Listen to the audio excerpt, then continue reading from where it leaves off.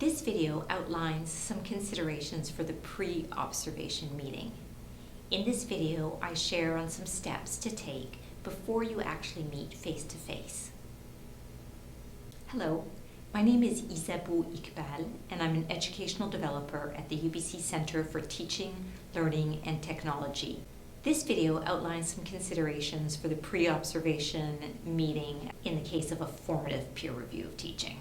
The pre-observation meeting refers to that conversation that takes place between the reviewer and the reviewee before the classroom observation of teaching.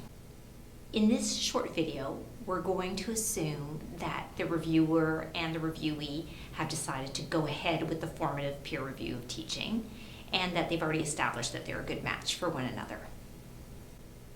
The first logistic is setting a date for that pre-observation meeting. You'll want to ideally meet 1 or 2 weeks before the classroom observation.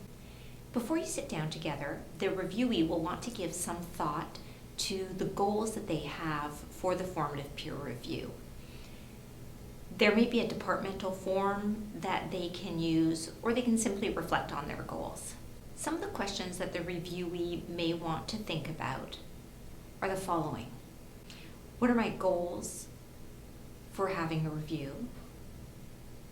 What kind of learning outcomes have I established for the class or my teaching more broadly?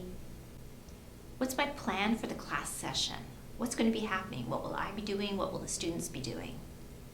What strategies am I going to employ to acknowledge and recognize diversity in the class? And to date, what sources have I drawn on to grow as a teacher?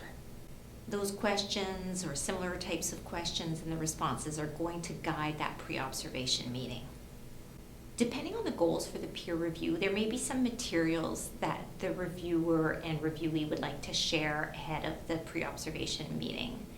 For example, your reviewer may be interested in seeing your teaching portfolio or reading your teaching philosophy statement.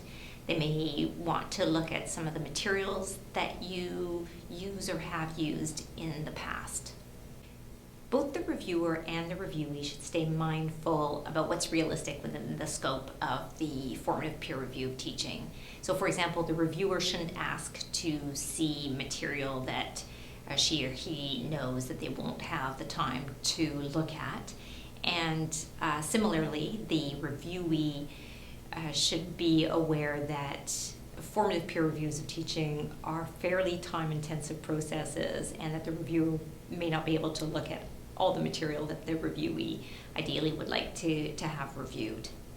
Having now reflected on the goals for the review, having set a time and a date to meet, and having shared any materials that are relevant, you're ready to meet.